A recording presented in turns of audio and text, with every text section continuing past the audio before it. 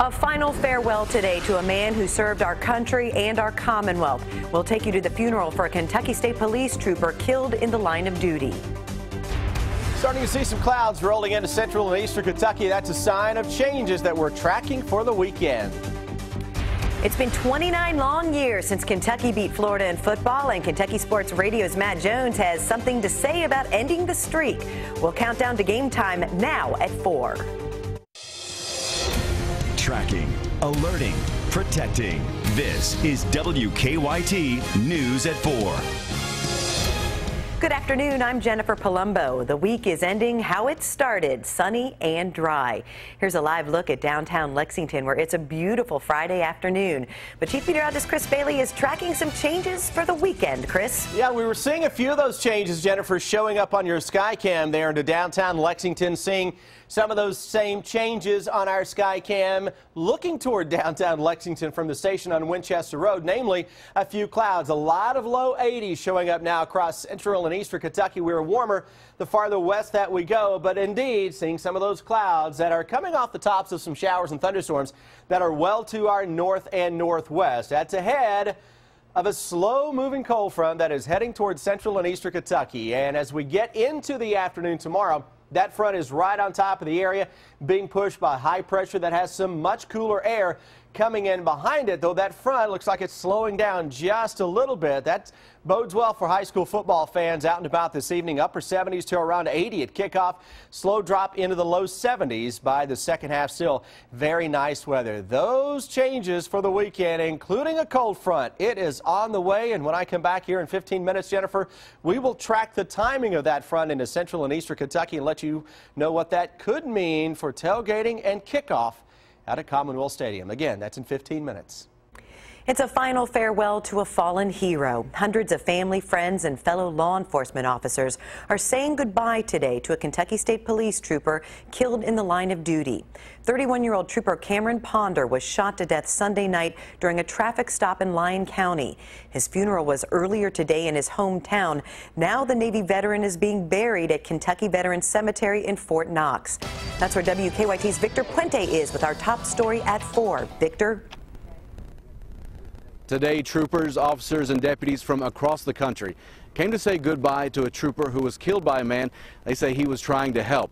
Trooper Cameron Ponder's funeral lasted a few hours. The commissioner of the Kentucky State Police said he remembered Ponder fondly. The trooper was killed following a traffic stop on Sunday. According to state police, he pulled over a man who was driving more than 100 miles per hour. Rather than arrest Joseph Johnson Shanks, troopers tell us Ponder tried to get him a hotel, but was eventually shot. Today, his parents and fiance joined his brothers and sisters in gray as they said goodbye. The overwhelming support that we have seen from not only this community and the area that he was killed in, but nationwide is really a helpful thing to cope with this loss and the healing process. Ponder's procession is on its way here to the Kentucky Veterans Cemetery. He had previously served in the U.S. Navy. Live in Fort Knox, Victor Puente, WKYT. Ponder is the third Kentucky State Trooper to die this year. He's the first KSP trooper shot and killed in the line of duty since Johnny Edrington in 1988. A man and several of his dogs are lucky to be alive after a fire destroyed his Lexington home. It started just before 8 this morning on Leestown Road across from Masterson Station Park. 68-year-old Clarence Woodrum says he was able to escape thanks to the quick action of Good Samaritans. They grabbed a ladder and climbed up it to rescue Woodrum from a second-story balcony. This whole day is a miracle. And if you don't believe in miracles, I witnessed one today because there was no reason for me to be on this side of town. There's no reason for that ladder to be directly underneath him. It was God sending humans as his angels to come save this man today. Woodrum says just before the fire, he heard an argument going on between the housekeeper who lives in the building and her boyfriend. He says he overheard threats made to light the home on fire, and investigators are now looking into that claim. Some tense moments at a Louisville high school this morning after a report of a shooting. Western High School went on lockdown as a precaution. It turned out to be a bogus call. Police searched the school twice before giving the all clear. Investigators are now working to track the prank call. A nearby elementary school also went on lockdown. Our reporters are working on a number of other stories for WKYT starting at 4:30. Amber Philpott joins us from the newsroom with some of the news in progress. Good afternoon, Amber. Hello, Jennifer. Police are investigating an officer-involved shooting in southern Kentucky. We first told you about that shooting last night at 11. It happened at a home on Doug Hill Road in the Broadhead community of Rockcastle County. Police were responding to a domestic situation when they say Lawrence Price came out of the home and fired at the officers. They returned fire, hitting Price. He died at the scene. None of the officers were hurt. We'll have the very latest on the investigation on WKYT News at 5:30. A family of 9 is without a home after a fire in Anderson County. The Anderson News shared these pictures of the fire that destroyed the home on Alton Station Road last night. Firefighters say the homeowner was taken to the hospital for smoke inhalation.